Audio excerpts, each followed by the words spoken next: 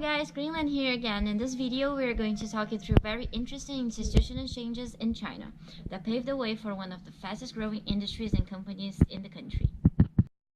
And starting with institutions, up until 1980, the Chinese housing system was characterized as a social welfare system, fully owned, controlled, and managed by the CCP.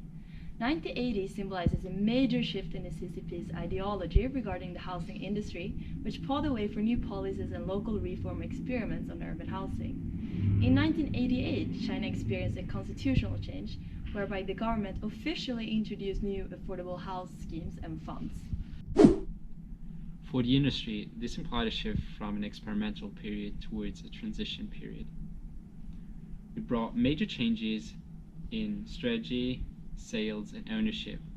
State-owned enterprises became market and profit-oriented.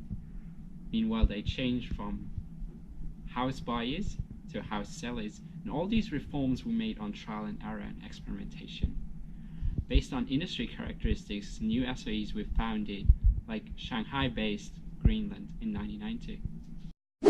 As of 1998 to today, what we enter now is known as the marketization period, whereby the market has now opened and China is experiencing a residential boom.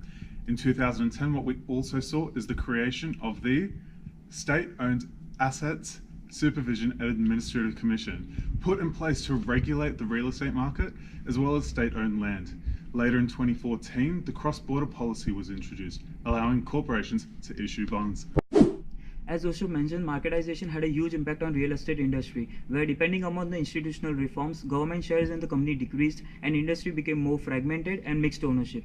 SASAC further took responsibility of handling the SOEs, owing to which 62 companies were pushed out of the market, and now only 16 prime players with the permission to operate are operating. So do you remember what Joseph said about the cross-border policy? For Greenland, this implied that they could gain access to financial assets and maintain high growth rates. In 2014, Greenland further acquired another company, enabling them to become listed on the Shanghai Stock Exchange. As a result of state-owned enterprise mix ownership reform, as of 2018, Shanghai State owns 46% of the share, and 29% of the share are employee-owned. Interestingly, even though the state owns less than 15% of share, the company still follows the instruction of the government. Looking forward, we've seen the CCP look to shift development power to local government, enabling them to develop and tailor to local conditions. We look forward to sharing more with you in the next video. Cheers.